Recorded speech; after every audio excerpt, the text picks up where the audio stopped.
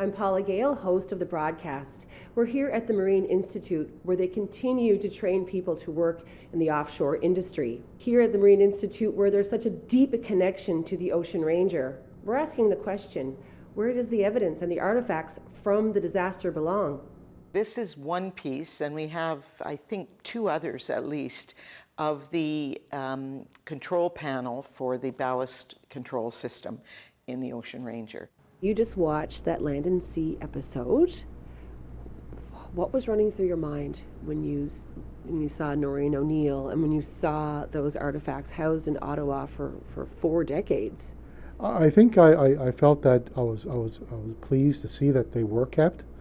That after 40 years that they were preserved to such a point where we can now that we know what are the next steps, and we're able to make those decisions.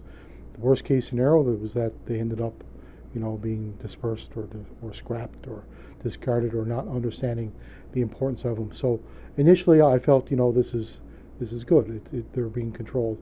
But then as the story went on and we started talking about that human connection and how a lot of the families have never had that connection with the disaster, I think that what starts running through your head is how can we make it so? How can we bring this back to the province? And you start thinking about what opportunities are out there. And I'm here at the Marine Institute now, and we have these centers that are directly related and established because of the Ocean Ranger disaster. But there's other avenues as well, and there's other areas where we could look at where these types of displays or connection points are established, whether they be at the rooms or with the regulator or other areas.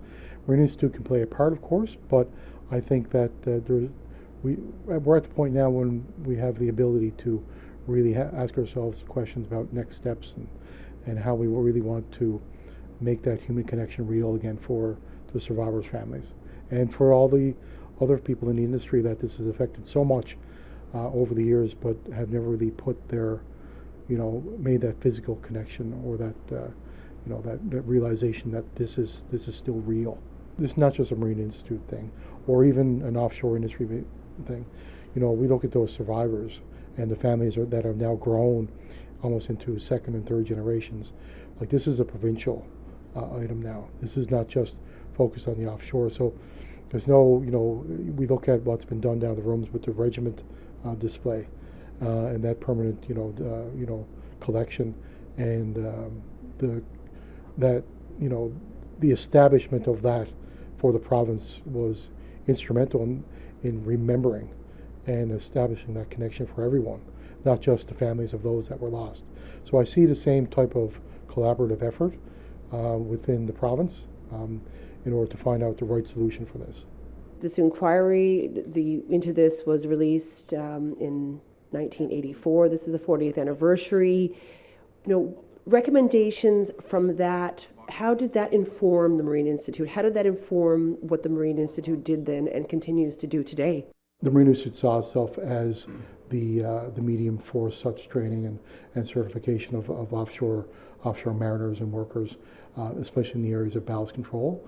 And it also led to the establishment of the Offshore Safety and Survival Center, which was built earlier in the 80s to respond to the basic offshore safety training, water safety training, helicopter, just a lot of the things that you would think, looking at the industry now, would have been in place, but were very basic, much more than what we had to establish.